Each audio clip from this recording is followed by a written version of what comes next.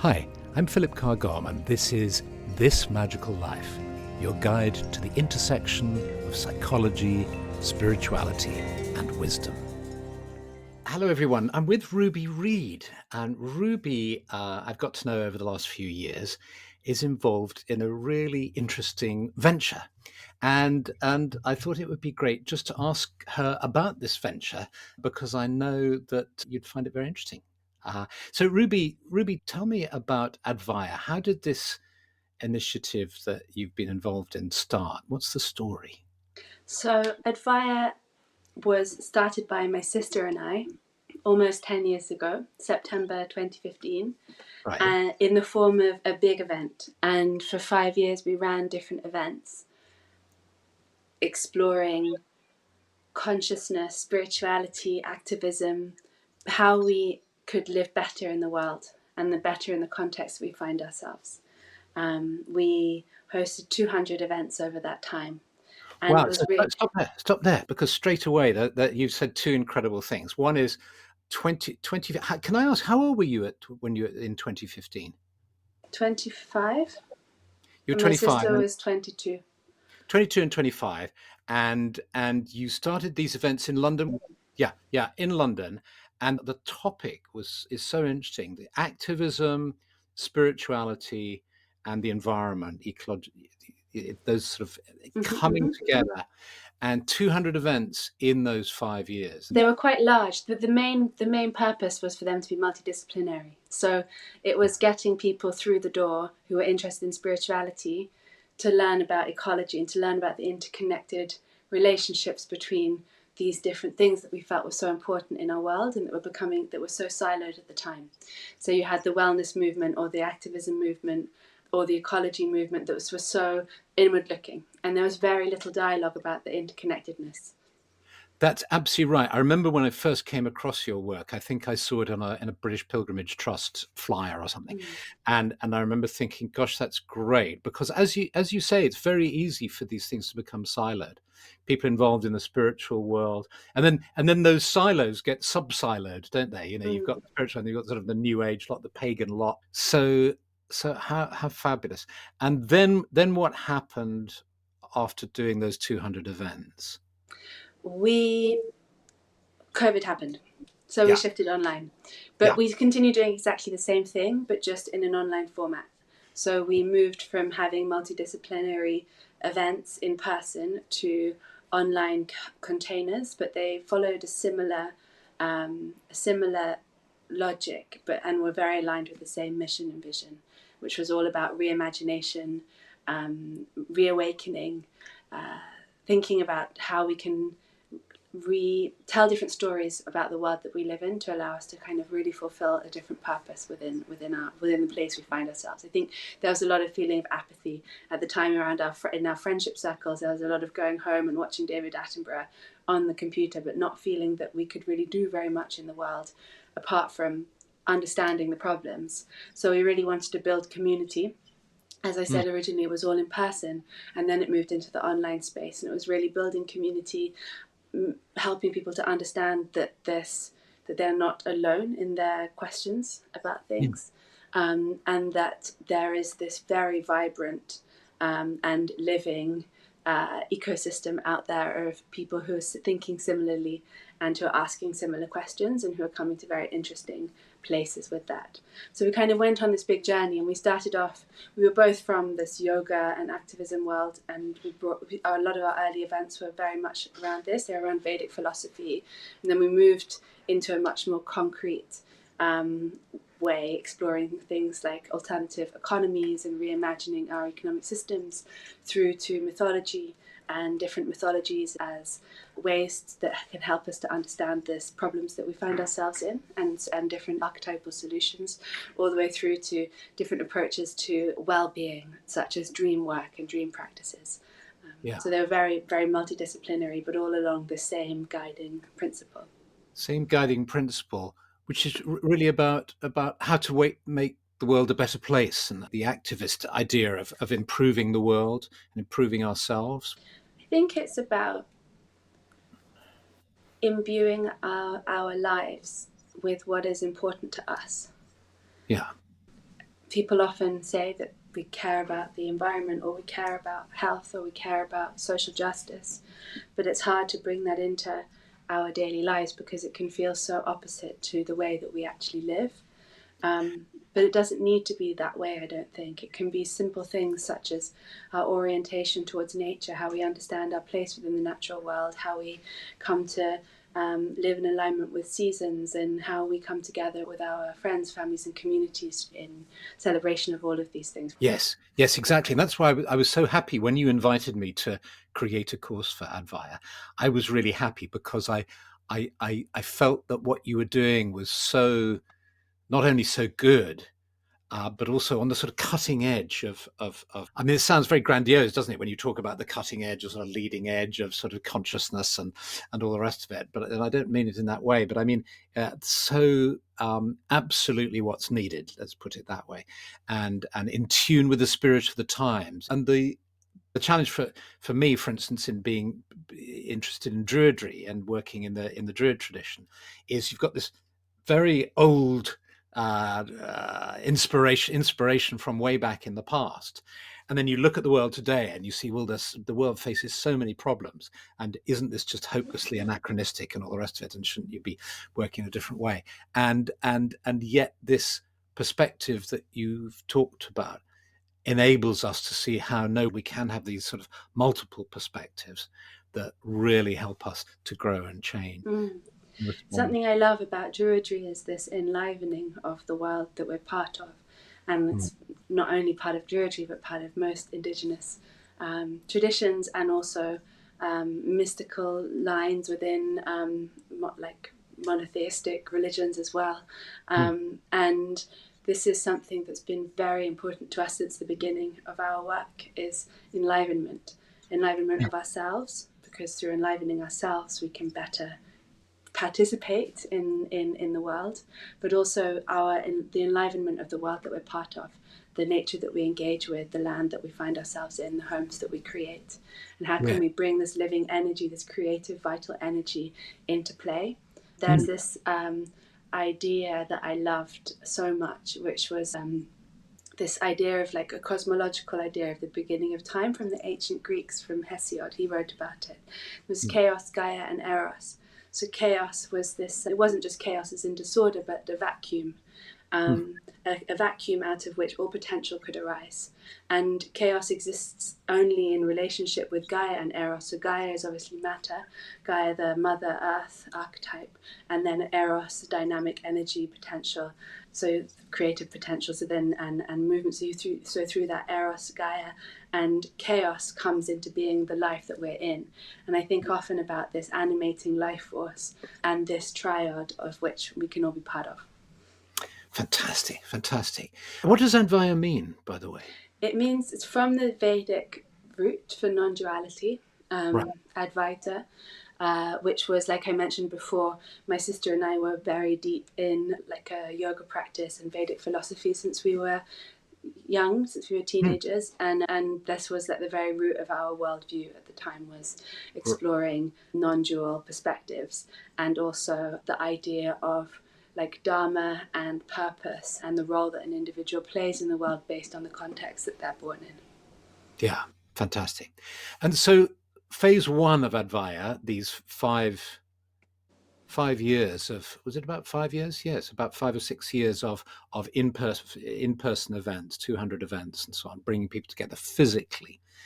And now you've had another 5 years of developing this online community and a tremendous array of courses. I mean, wonderful courses, and bringing together many teachers and many inspiring people. Is there a third phase developing? Do you have a vision for the future for Advaya? I would love to start to bring in person back to our work. Nothing can replace people coming together in a location with a dedicated intention of and a reason for being there. We're also in the process of relaunching everything with a proper consecrated online space for people to be together, because before everything was very just related to the courses, and we built community, but it was through each of the individual activities that we did. So now everything is going to be housed together in one kind of Advaya home, and through there we'll be running all of our programs as well as all of our different in-person activities when they come. So you are going to have in-person activities again?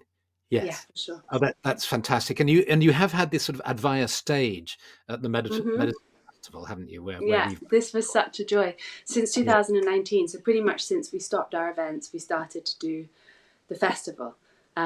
Because the festival first year was with the first year of COVID, and it was this little break in regulation where we had special approval to go ahead with the festival in 2020, and then this is the first year we've had off. So 2020 to 2025, we had the Advaya talk stage there, which was such a joy, mm, bringing together all of the leading figures and voices and visionaries, really at, like you said, the cutting edge of how we can live differently, and bringing in ancestral spirituality and traditional worldviews together with new outlooks on the issues of our time. yeah yeah fantastic. Well, I'd urge anyone to have a look at the Advaya program because there's such richness there. And you've developed a format, you've developed a way of presenting the material that's very easy to drop into. And I know the temptation in this kind of internet age is for us to all become dilettantes, where we sort of drop in and just pick and choose and smorgasbord things. But there's a way in which the material is so rich that it's that yeah, I think you will stay. You drop in, and then this is what I've found in dropping into the courses, that you stick around because it's so interesting. Exactly what we wanted to do, Philip, is there's so much sampling always, little Mm, tastings of things. And we do provide that in a way, but we really try and go to a level of depth.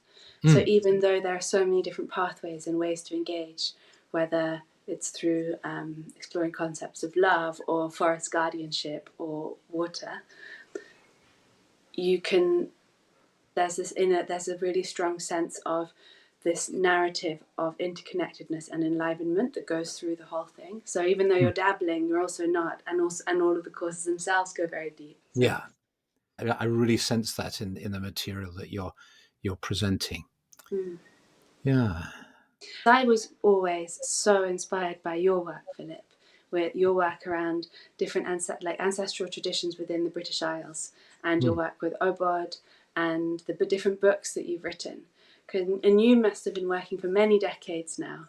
And I wonder about how you find this time that we're in relation to the years that you've been working, and what you're particularly excited by, or how you feel the climate has changed or the audience has changed. Yes, that's really interesting because I started presenting this material, talking about Druidry and so on, about probably 40 years ago. And of course, the world has changed enormously since then. And at the beginning, for a number of years, so this would be from I suppose the 1990s or late 80s. I think the first book came out in 88 or something like that. It felt as if I was having to explain to people that there was this incredibly rich ancestral lore that we had in these lands, because my generation, in from the sort of the 60s and 70s generation, we had all turned to the east. We were looking to India for our inspiration, really. And then a chap called John Michel came out with a book called A View Over Atlantis, which talked about the sort of traditions in these lands and ley lines and so on. And so that had quite a cult following. So people were starting to switch onto it, but not in a great way. And so it felt as if what I was doing was telling people about there's a richness that lay beneath their feet and about Druidry and so on. Then what happened around that time, it was really the beginnings of the ecological crisis in the 80s. That was when there was a big fire in the Yosemite National Park, and Peter Gabriel started his world music initiatives and so on, real world. And then what happened really, I think, was the 9/11, the opening of the 21st century. And pretty early on, there was this sense of, oh no, it's not going to be uh, as great as we thought. And there was a lot of sense of doom and threat and anxiety that we still have today. And of course, now we have it It's a sort of ongoing situation that's gradually been ramping up, but it actually started 25 years ago at one level with 9/11. But it's for people who are more switched on. It started back in the 70s with the sort of Club of Rome report and people being aware of environmental catastrophe. But very early on, the one thing I learned, I did follow a guru for a while, a Bulgarian guru in the 1980s and 70s, who kept talking about the disasters that were due to come. And I noticed that the people around me were completely disempowered by that. People weren't painting their houses, people weren't going to university because they said it's all going to turn to custard, so there's no point. And that was 40 something years ago. So I've seen how that approach is really so unhelpful, just to scare people to death. But there was this definite shift in the beginning of the 21st century. I'm just trying to scan this period of time that you're talking about. And I suppose the biggest thing for me is when I was a kid and I became interested in Druidry and the sort of traditions here, there was it was a very minority interest. It was on the fringe of the fringe. The big thing was New Age spirituality that was developing, a sort of generalized New Age sort of culture. And then on the edge of that was paganism. And on the edge of the sort of neo-pagan revival was Druidry. And what I've seen essentially over the last, 40 years is this drift becoming more and more, not mainstream, but more, just more. We have 30,000 members in the order. When I joined, there were a dozen. There were a dozen people, and now there are 30,000. So that sort of shows the difference, really. The big shift for me was when I trained in psychotherapy, and particularly in psychosynthesis, and I was able to sort of illuminate my understanding, inform my sense of what an ancestral tradition can do for us today with an understanding of psychology. And the interest just continues to grow. And then, of course, what happened is the sort of shift, the generational shift was a sort of shift where everybody started facing, instead of facing east, looking towards India, everybody started looking towards South America instead. And you got the sort of psychedelic renaissance and this whole interest in indigenous culture from the Americas. And whilst there's a tremendous value in that, I think, again, the risk is that we miss what's beneath our feet. And there's this extraordinary amount of indigenous, or whatever you want to call it, tradition in these lands, this part of the world, that has a lot to teach us. And it's lovely to see really a new generation of people, to see young people really getting switched on by it and finding it's a way of connecting to a sense of heritage, but not in a kind of, how can I say it, in a sort of nationalistic way or chauvinistic way, but in a sense of being inspired by the land beneath them and coming to feel at home in these lands. And yeah. This is one of the things that really I find so important about this excavation of traditional wisdoms in Europe, mostly, where so much of this history has been forgotten and suppressed, and the history of the colonizer, the conqueror, is the history that we learn about, and is also the identity that most people identify with because of also the continued nature of globalization, and how harmful that is to other identities that Europeans can embody based on this real recognition and celebration of millennia old and held traditions that have existed, that were in harmony with land, in harmony with other peoples, in harmony with the spirit world. And something that is so important, I think, is recognizing that it has been a consistent part of our cultures, even if it was forgotten and even if it hasn't been written down. It's been continued and passed on and is part of the genetics of the individual much longer than the narrative of the colonizer, and much longer than these other ways of being. And I think often, like, and you'll say this as a psychologist, there's this, or Riane Eisler, for example, she talks a lot about domination-based systems and partnership-based systems. And I think this is something that's very useful to look at when we're thinking about society and culture and history and tradition. And she talks about the spectrum It's not about left versus right or north versus south. It's a spectrum between domination and partnership. And she talks a lot about traditional wisdom systems and social structures that were based on themes of partnership versus those of domination. So, for example, people often have this idealistic view of paganism as being one of partnership. It was often based on domination. Romans, for example, imperial Rome, the greatest conquerors of all time, and but also pagans. So I think what's actually interesting here is to think about this worldview of partnership, of collaboration, not only among other humans, but in an interdimensional way with nature, with land, and with the spirit world. Yeah. Yes, absolutely. Which is what I see you embodying in Advaya, actually, is where, I mean, some of the what I see it being embodied in the Druid world and in the work that you're doing too. Well, thank you. Yes, it's true. We launched an initiative called the Druid Hearth about, it was launched a year ago. We had our anniversary a few days ago, actually. So it was launched a year ago. And it brings together, it's an online platform that has over 100 special interest groups. It has live Zoom feeds into it where we can do workshops and presentations and so on. It has sort of journals in 6 languages. It has a directory to over 300 groups and so on, and lots more as well. And it can only exist as a partnership. No one person is really in charge of it. I mean, obviously, we sort of coordinate it at a sort of tech level and at administrative level, but really it exists because thousands of people who are in it are participating wholeheartedly in it and working in partnership together. And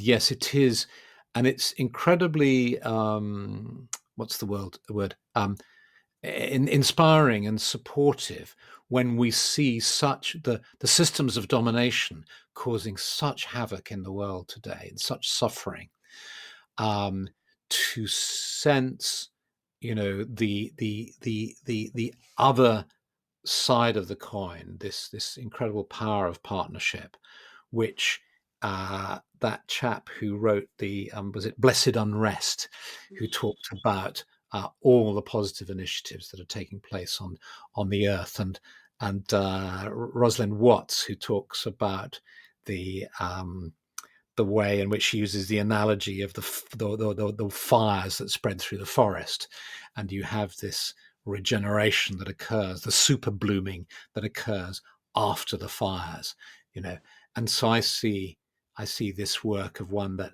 is really rooted in the depths, in a way that the systems of domination aren't actually, and that they seem to be so powerful, and that obviously at some level they are, and yet they cannot survive forever because they're not rooted in the very depths of the endeavor, which is, I believe, a sort of cosmic endeavor of evolution from a sort of cosmic and spiritual perspective.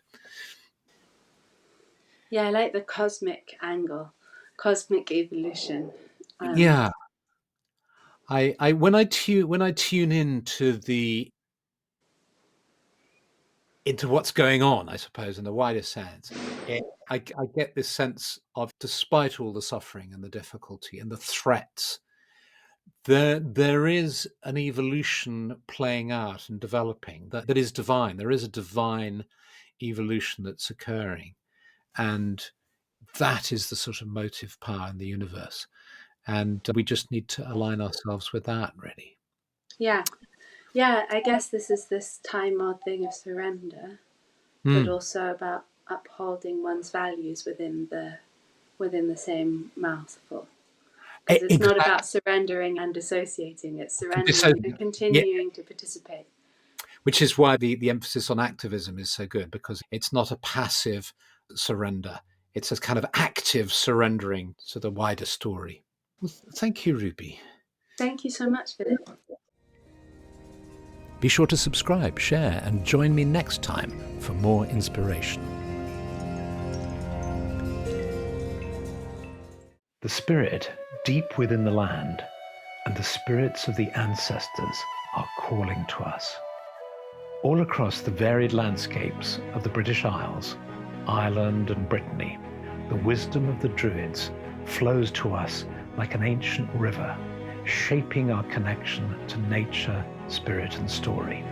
Let us step into a tradition that honors the land, the elements, and the unseen forces that weave through every aspect of our lives.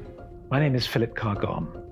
I'm a druid, a psychotherapist, and an author. My work bridges the worlds of psychology and spirituality, and I'm thrilled to welcome you to my upcoming course on Advaya, ancestral law and nature spirituality. Through 6 immersive sessions, we'll explore the history and practice of druidry, uncovering the magic of folklore and myth, of plant, tree, and animal lore, of ancient stories, and of the mystical Ogham language.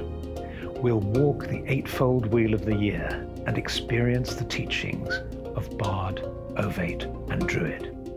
With guided meditations, storytelling, and live Q&A sessions, the course is both a journey into the past, but more importantly, a practice for the present, awakening your intuition, creativity, and connection to the natural world. This is more than just learning. It's a call to remember, to rekindle an ancient bond with the earth and the wisdom of those who came before us. It's a call to step into the path of the Druids. If you feel ready to accept this call, then I warmly invite you to join me in Ancestral Law, Nature, Spirituality, only on Advaya.